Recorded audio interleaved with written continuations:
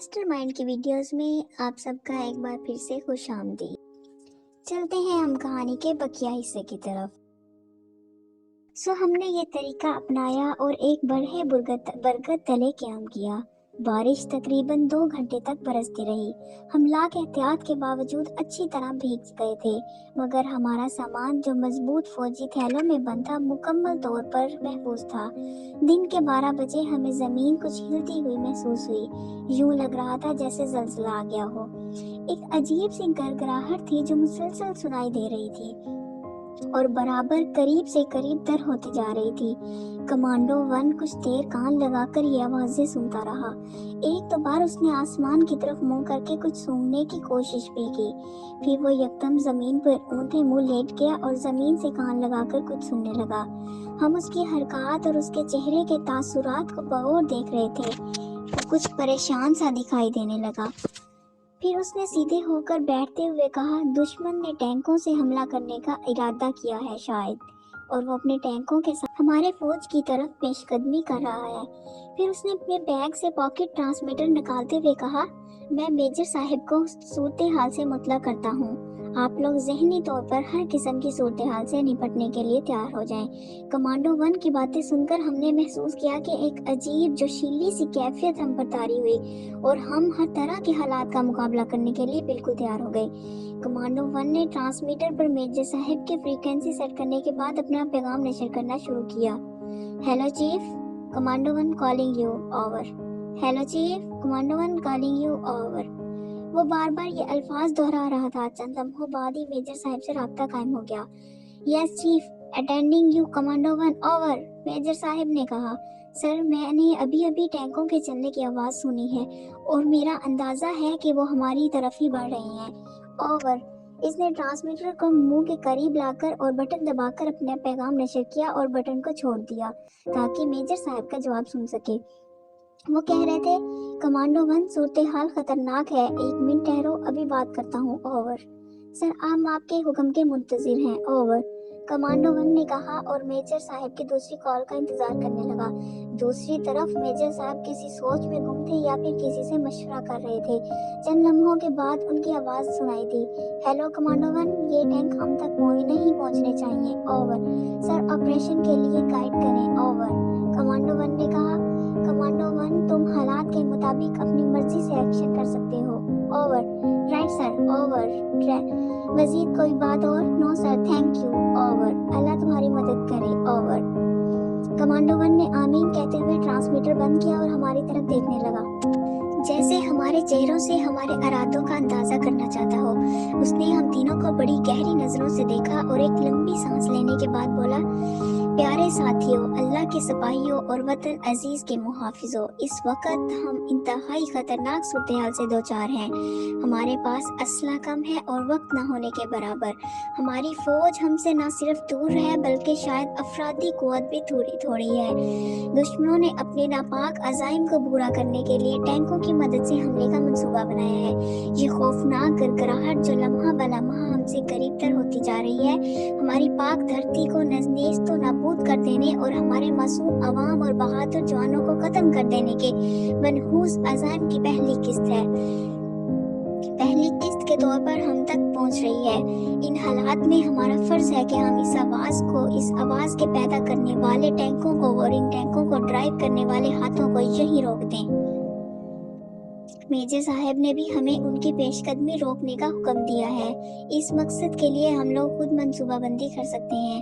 وقت بہت کم ہے، بحث و مباحثہ کی گنجائش نہیں ہے۔ آپ لوگ جلدی سے اپنے ارادے اور مرضی سے مجھے آگاہ کر دیں۔ ہم سب نے بیک زبان کہا کہ آپ جیسا آپ حکم دیں ہم سب اس کے لیے تیار ہیں۔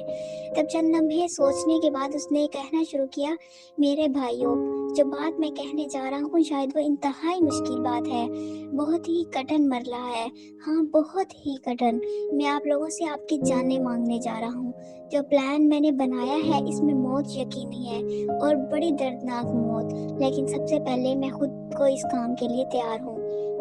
आप लोग पर कोई ज़बरदस्ती नहीं है। मैं ना तो आप लोगों को मौत का खौफ दिला रहा हूँ और ना ही मौत की इस अज़ियत से डराना चाहता हूँ। मैं जानता हूँ कि मर्द मोमिन कभी मौत से नहीं डरता। और फिर शहादत की मौत, क्या आपने नहीं सुना कि नबी करीम सल्लल्लाहु अलैहि वसल्लम ने फरमाया कि जो शख्स खुदा की राह में शहीद होता है तो उसके जिस्म से उसकी रूह का नाता टूटते वक्त उसे बस इतनी ही तकलीफ होती है जितनी एक चूंटी के कांटे से काटने से, चाहे देखने वालों के लिए उसकी मौत कैसी अजियतनाक क्यों ना हो। हाँ, मैं इसी शहादत की मौत की जानिब आपको ले जाना चाहता हूँ। मेरा मंसूबा ये है कि हम लोग अपने अपने सीनों पर बम बांधकर टैंकों के सामने लेट जाएंगे और अपनी ये जाने आफरीन के हवाले करने के साथ ही दुश्मन को भी जहन्नुम वासिल कर देंगे। हमारे पास ना तो असला वक्त है ना ही असला, ऐसा असला जिससे हम टैंकों का मुकाबला कर सकें। हमारे पास टैंक शकन तो पीस नहीं है, मिसाइल नहीं है। हमें जो करना है इन्हीं दस्ती बम्बों से करना है। हमारी अस्टीन गने और हम देकर हथियार दुश्मन को कोई खास नुकसान नहीं पहुंचाएंगे, बल्कि उल्टा चंद लम्हों में हम उनकी गोलियों का निशाना बन जाएंगे। इसलिए मेरी समझ में तो ये बात आती है कि हम कम असला से इन्हें ज्यादा नुकसान पहुंचाएं। अगर आप में से किसी के पास कोई और तजवीज़ हो तो जरूर बयान करें। हम लोग दिल के कानों से कमांडो 1 की बातें सुन रहे थे और शायद हम में से किसी को भी इसके मंसूबे से इख्तिलाफ नहीं था, मगर कमांडो 2 जो हम में सीनियर और कम को आदमी था, जज्बात से आरी लहजे में बोले, चीफ मेरा ख्याल है कि इस मंसूबे में थोड़ी सी तब्दीली कर लीजिए, और वो ये है कि हम में से 2 आपके मंसूबे पर हूबहू अमल करें और बाकी 2 इस मिशन को पूरा करें जिसके लिए हम लोग आए हैं। अगर आप इजाज़त दें तो मैं तफसील से अपनी बात बयान करूं। हाँ ज़रूर, कमांडो 1 ने इजाज़त देते हुए कहा। चीफ मेरा ख्याल है कि मैं और कमांडो 3 आपके मंसूबे पर अमल करेंगे और आप और कमांडो 4 इस वक्त के जब हमारी तरफ से पहला धमाका सुनाई दे बहुत तेज़ी और फुर्ती के साथ दस्ती बम्बों और स्टीम गनों से मुसलसल काफ़ी देर तक फायरिंग करते रहें। फायरिंग इतनी फास्ट और शदीद होनी चाहिए कि दुश्मन समझे कि इस पर किसी बड़ी फौज ने हमला कर दिया है। इससे ये फ़ायदा होगा कि दुश्मन का अगर बहुत ज़्यादा नुकसान ना भी हो तो कम अज़ कम वो कुछ वक्त के लिए अपनी पेशकदमी ज़रूर रोक देगा। कमांडो 2 ने अपनी बात खत्म करते हुए कहा और कमांडो 1 की तरफ देखा। कमांडो 1 किसी गहरी सोच में डूबा हुआ था। माहौल काफी पुरस्कार हो गया था। टैंकों की गड़गड़ाहट, जानवरों और परिंदों के बेहंगम शोर में इंसानों की यह खामोशी बड़ी अजीब सी लग रही थी। चंद लम्हों के बाद कमांडो 1 ने सर उठाया और रश्क भरी नजरों से कमांडो 2 की तरफ देखते हुए कहा, मंसूबा अच्छा है, मगर मैं चाहता हूँ कि टैंकों को तबाह करने के लिए मैं जाऊँ। कमांडो 2 ने इसके लहजे से इसकी बात का मतलब समझ गया था। कहने लगा, सर जहाद हमारा रास्ता है और हम शहादत हमारी आरज़ू।